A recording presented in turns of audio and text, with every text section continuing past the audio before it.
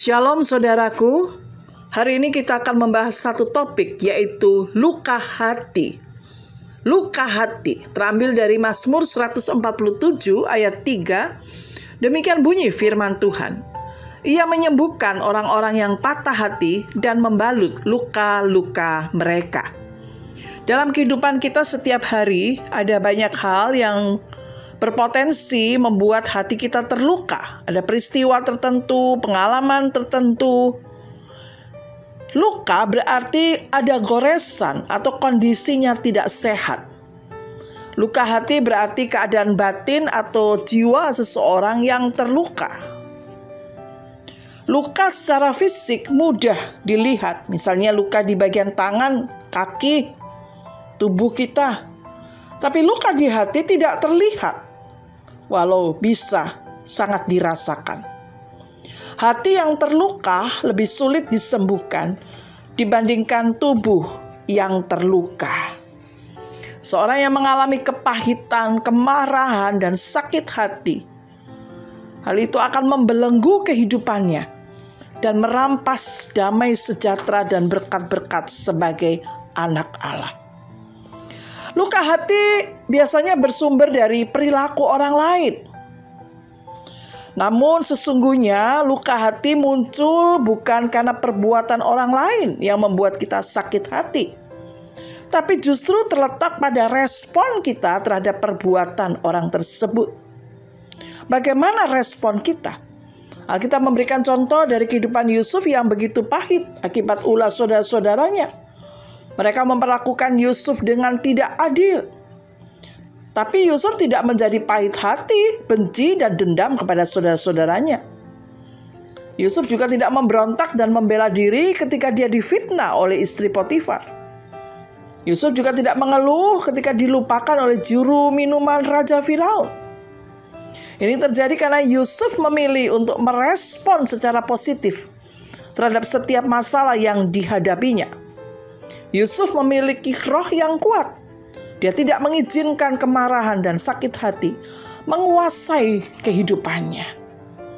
Secara luka hati harus disembuhkan, dipulihkan. Luka hati yang tidak disembuhkan akan menjadi celah atau peluang bagi iblis untuk menguasai orang tersebut. Ada orang-orang yang mengalami sakit hati yang bahkan terlibat dalam praktek okultisme. Karena itu jangan beri kesempatan kepada iblis. Luka hati juga akan sangat mengganggu kesehatan fisik kita. Apa yang bisa kita lakukan untuk memulihkan luka hati kita? Yang pertama, mari kita mengakui. Ada perasaan kecewa, ada marah, ada sedih. Kita jujur kepada diri sendiri. Dan kita mengakui kepada Tuhan semua perasaan luka. Ketika kita mampu mengakui sakitnya luka itu, itulah awal kita pulih secara perlahan. Namun kalau kita abaikan, kita tekan atau simpan pura-pura tidak ada apa-apa, itu hanya akan menambah parah luka. Yang kedua, apa yang kita bisa lakukan? Mensyukuri. Mengakui, mensyukuri bahwa tidak ada yang kebetulan dalam hidup ini.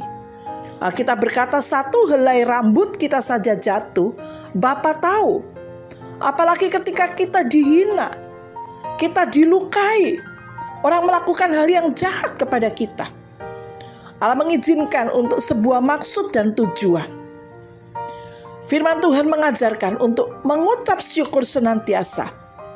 Melatih kebiasaan bersyukur bukan hanya untuk hal-hal yang baik-baik saja, tapi juga untuk pengalaman-pengalaman buruk dalam hidup kita.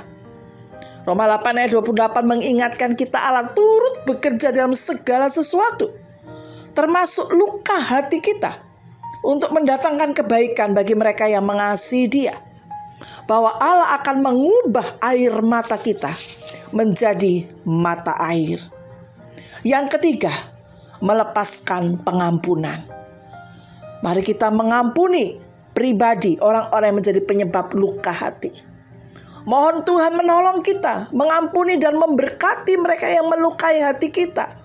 berdoa untuk orang-orang yang menyakiti kita. Ketika kita berdoa dan memberkati orang-orang itu, pasti ada perasaan tidak nyaman, bahkan sakit. Namun itu akan menjadi semacam betadin yang akan menyembuhkan dan mengeringkan luka-luka hati kita. Saudara mungkin perlu waktu, perlu proses, perlu perjuangan, berminggu-minggu, bulan, bahkan tahun untuk hidup dalam pengampunan. Tetapi ketika kita mau mengampuni, berkat Tuhan mengalir dalam kehidupan kita. Karena kita mau taat. Apakah luka hati bisa sembuh? Bisa. Yang memulihkan dan memberi kesembuhan adalah Tuhan. Waktu tidak dapat menyembuhkan luka hati. Hanya kasih Kristus yang sanggup menyembuhkan. Firman Tuhan mengatakan, oleh bilur-bilurnya kamu telah sembuh. Dalam Mazmur 147 katakan, Ia menyembuhkan orang-orang yang patah hati dan membalut luka-luka mereka. Maukah engkau sembuh? Maukah engkau mengalami kelegaan dan kemenangan? Datanglah kepada Kristus. Dia akan menyembuhkan dan membalut luka-luka hatimu. Tuhan menolong dan memberkati. Amin.